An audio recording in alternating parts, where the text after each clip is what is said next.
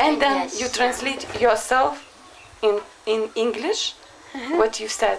All right? So we can do this two double things, because then we understand what are you saying and we can ask more questions.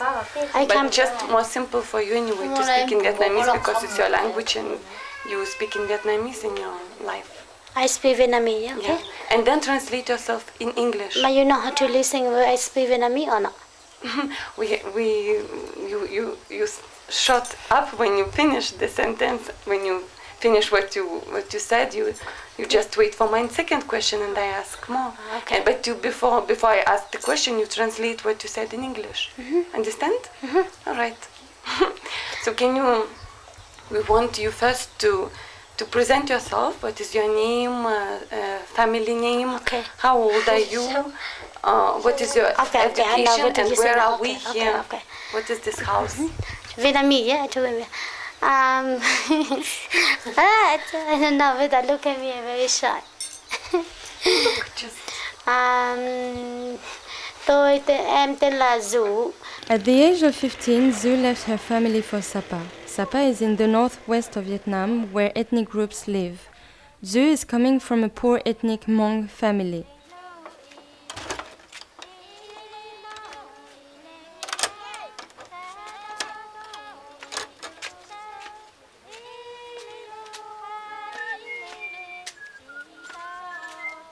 Four years ago, Gam left her northern province for Saigon.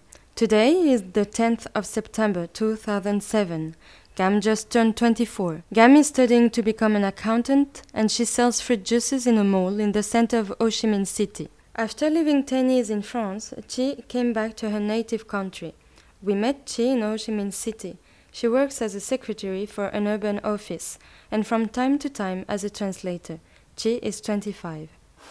J'ai deux grands frères et une petite sœur. Deux ont déjà fondé leur famille. Mes parents sont paysans et mon père est un blessé de guerre. It's really tough that I find out that the children of the veteran also suffer PTSD transmitted from their father.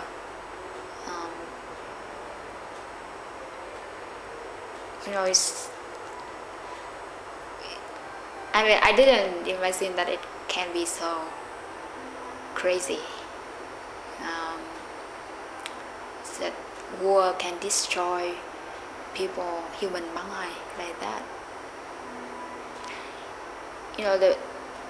The veterans, they went to the war for only 2 years, 1 or 2 years, when they were young, like at the age of 17 or 18.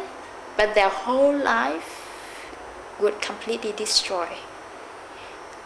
So I couldn't find where they are, where the director, where's the DOP, where are they? So I walking on the street of Hội An and try to look around and see where's my crew. And then I see one guy on the motorbike just running toward me. So I stop him and say, "Excuse me, do you see a crew of this big guy, blah, blah, do you see where are they?" And the guy just stared at me and laughed. And he said, "Are you working on Private American?" I said, yes, I am. And he said, "Me too, I'm working in the art department. They are there in that building, in that house. They are checking that house." I can't stop myself laughing because you bump into everyone in town. They are working in the film crew. They are your crew. That's how big the crew is. I don't even know everyone in the crew except my little department, the directing department. But it's really amazing.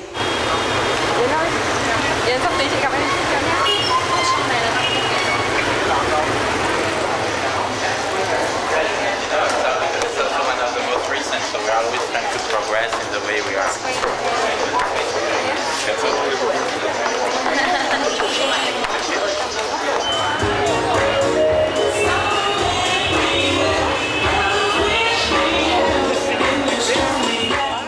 When I think about women in Vietnam, I remember Huong. She's special for me. Huong is the person I worked for as the creative director for her women magazines. Huong opened for me the doors of her home. She let me into her life. She's a brave professional and a wise wife. This year I also saw her becoming a mother. Huong is 28.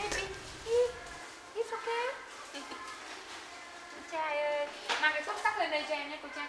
Dạ. Chúc chắc Lúc lắc hả? mình mang cái chúc chắc mình chơi nhỉ.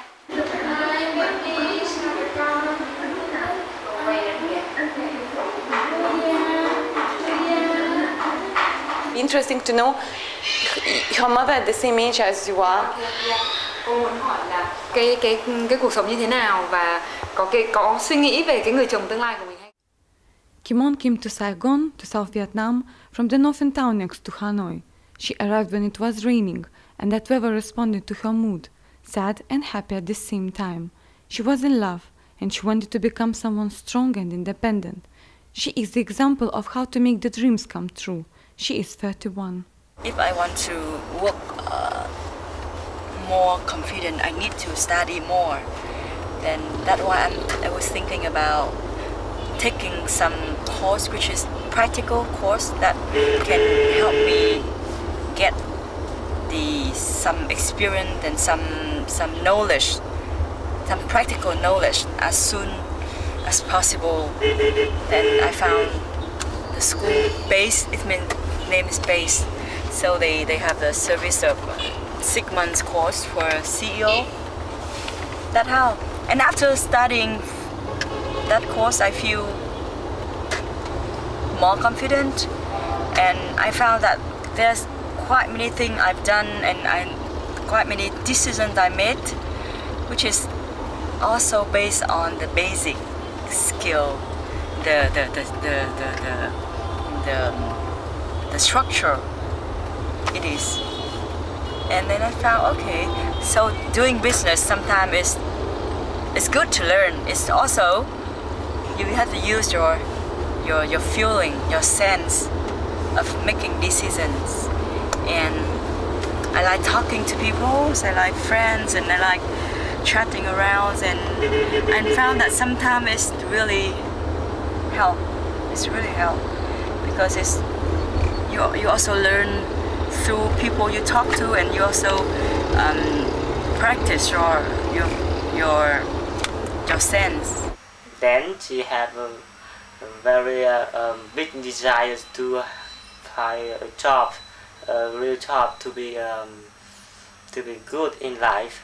So that motivation make her study very hard, and then she passed to go to the university and become a teacher. So she think the difference between the generation of her and her mother is the conditions. Like her mother is very clever, very smart, but she could not have any condition to study because at this moment men think that women don't need education. They just stay home and be a good wife and do the household. Vietnamese women are quite strong. They have shown it during the war, and they are still showing it in peace and development. Of course, if you compare with certain countries, we don't have a female president, we don't have a female prime minister. But if you take the bulk of Vietnamese women, the visitors who stay here long enough will realize that Vietnamese women do play a role, an important role in Vietnamese society, and as I said, they are strong. After her husband's death, Alice devoted her life to her family. Alice lives and works in Ho Chi Minh City as a maid, and from time to time looks after the expat children. She went to a Catholic school where she learned a bit of French.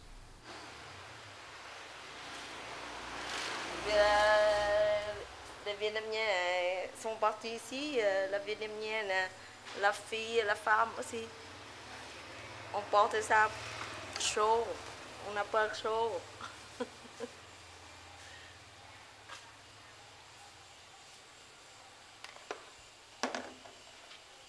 Et poussière aussi. C'est Nija.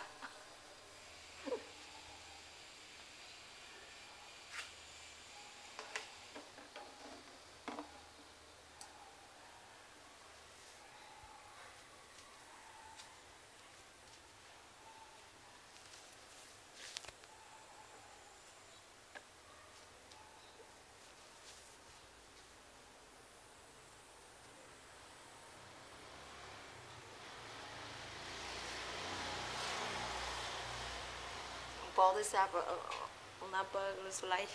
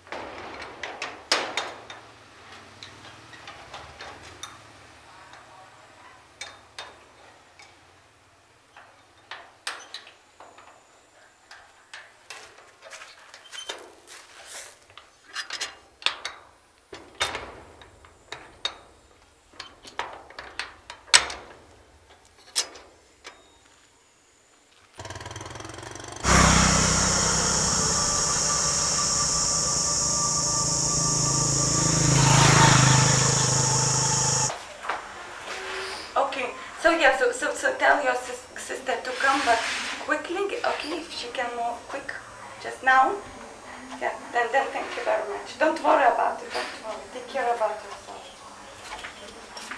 Okay, thank you very much. What is happening, Vita? She went out and she met the police. When you know it can be just a blah blah blah.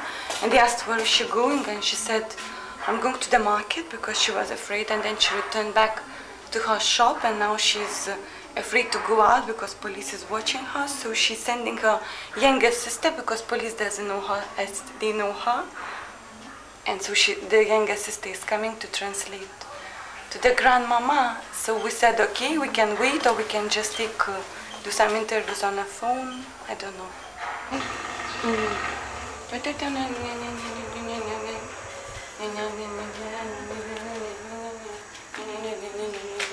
Okay. Vietnam.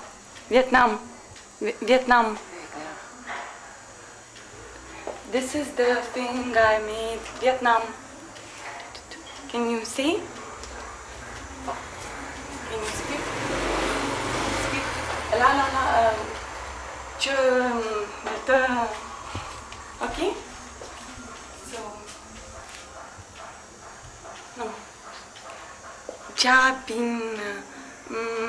Can you explain? It's impossible. Talk. The grandmother. My house. Okay?